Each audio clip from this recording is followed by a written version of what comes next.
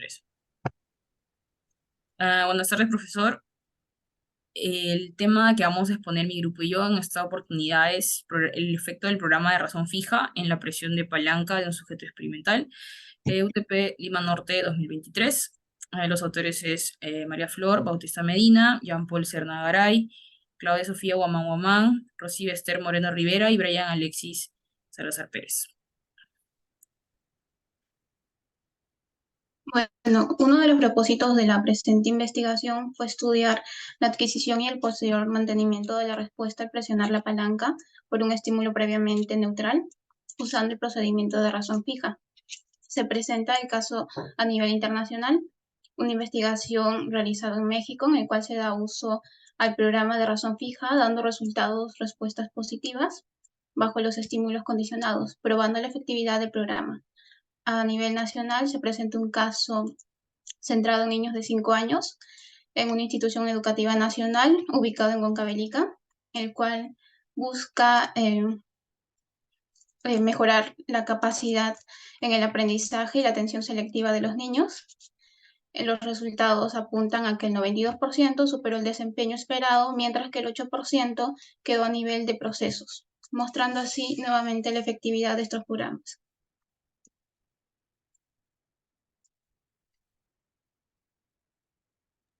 Ok, yo les voy a hablar sobre el planteamiento del problema. En este caso, a la pregunta ¿cuál es el efecto del programa de razón fija en la presión de palanca de un sujeto experimental? UTP Lima Norte 2023. El programa de razón fija en la presión de palanca de un sujeto experimental crea un patrón específico de reforzamiento tras un número predefinido de respuestas.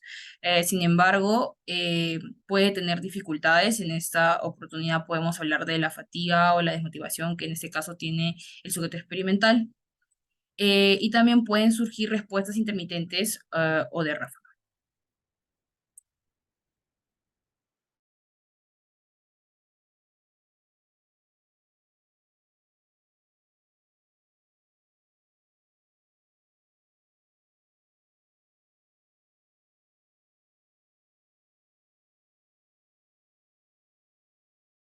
Se divide, se divide en teórico y práctico. En la parte teórica, el conductismo se centra en el estudio de las leyes comunes que se determinan en el comportamiento de un individuo. El conductismo se centra en la conducta observable, donde se prioriza el objetivo por encima de lo subjetivo. Entre los conceptos principales que maneja la teoría del conductismo se encuentran los siguientes. El estímulo, eh, que cualquier estímulo, información o señal que ocasiona una respuesta en el individuo. La respuesta, que es la reacción de un organismo frente a un estímulo. El condicionamiento, que es el aprendizaje que se origina a través de las asociaciones de estímulos y de las respuestas.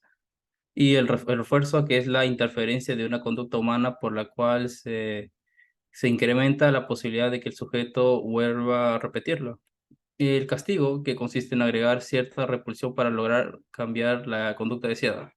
Y en la parte práctica es la razón fija que nos ayudará a reforzar las conductas hacia un número fijo de respuestas, donde cada cierto tiempo de respuestas correctas se obtendrá el reforzador. Cuanto más rápido y seguido responde el sujeto, recibirá el reforzador positivo, que nos dará la respuesta que estamos buscando. En la parte de metodología, se empleó un diseño experimental que consiste que el investigador controle varias variables de estudio para que de esta manera tener un control de ascenso y descenso de esas variables y los efectos en la conducta que tenga y sean observables. En la parte social, mediante este experimento se quería generar un programa con refuerzo negativo para así suprimir o eliminar así conductas en el humano. Y así. Ok, seguimos con los objetivos y la hipótesis. El objetivo del presente trabajo de investigación para este curso, obviamente de manera clara y precisa, se pretende determinar con el efecto de razón fija en la presión de palanca del sujeto experimental UTP Lima Norte 2023. Por ello, formulamos la siguiente hipótesis: es si existe efecto del programa de razón fija en la presión de palanca del sujeto experimental UTP Lima Norte 2023.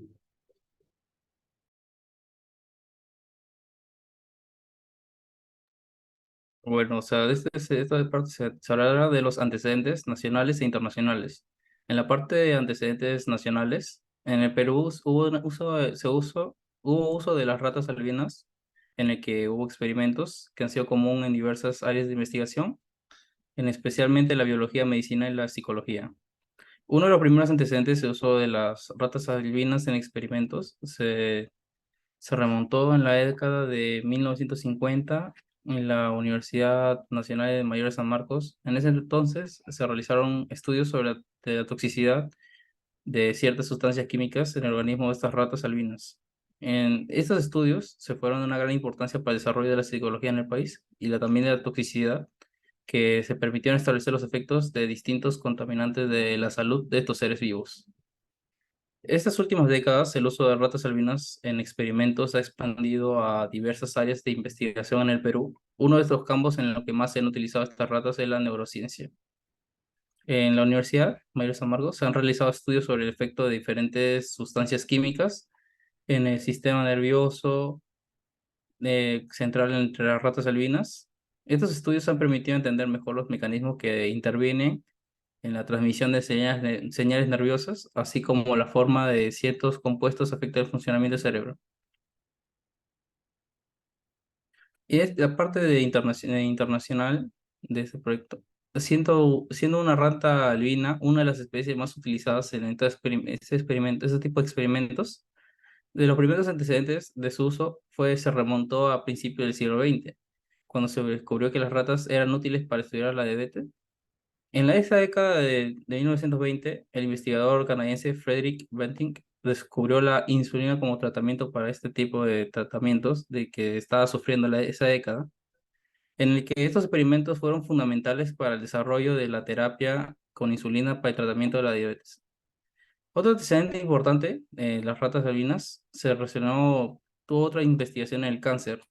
En la década de 1950, cuando estas ratas tuvieron un problema para estudiar la formación de tumores en el sistema linfático. Esos estudios permitieron entender mejor los mecanismos que intervienen en la formación de tumores y desarrollar nuevas terapias para tratar el cáncer.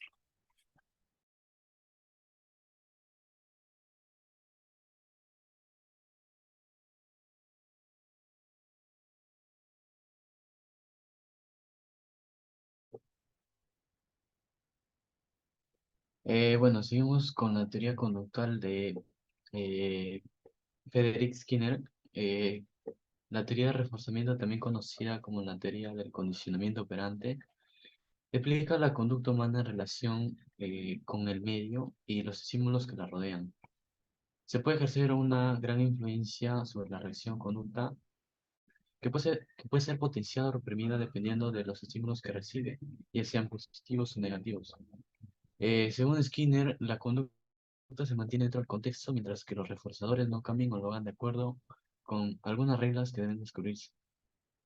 La teoría de refuerzo enfatiza que las personas son más propensas a repetir las conductas o comportamientos que han recibido refuerzo positivo en comparación con las que han recibido refuerzo negativo. Por ello tenemos los siguientes programas de condicionamiento que pueden dividirse en razón e intervalos, tanto fijos como variables. Tenemos lo que es la razón fija, la razón variable, el intervalo fijo y el intervalo variable. En nuestro trabajo de investigación aplicamos lo que es la razón fija. eh, Siempre se requiere el mismo número de respuestas para que sea reforzado.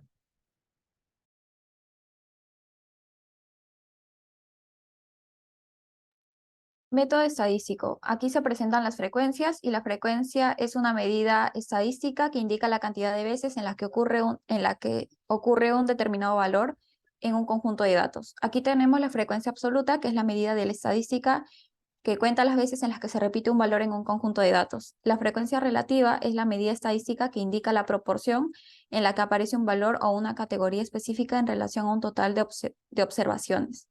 La frecuencia absoluta acumulada es la suma de frecuencias absolutas o relativas hasta cierta categoría.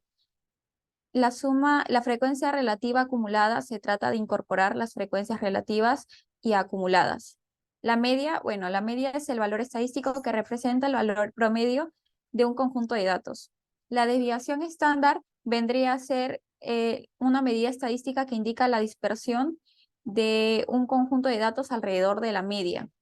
Y la T-Student es un método estadístico utilizado para comparar las medias de dos grupos independientes, como en este caso que vendría a ser el estudio de ratas. Siguiente tema vendría a ser el aspecto ético. Bueno, el aspecto ético se trata de una idea éticamente aceptable y acá el principal rector de este comité vendrían a ser las 3 Rs. En primer lugar, deben ser reemplazados cuando sea posible según otros métodos. En este caso podría ser el método del sistema biológico in vitro. El segundo es la reducción. Debemos reducir el número de animales utilizados solo a la cantidad requerida para adquirir datos fiables y ese debe usarse solo en uso de experimentos.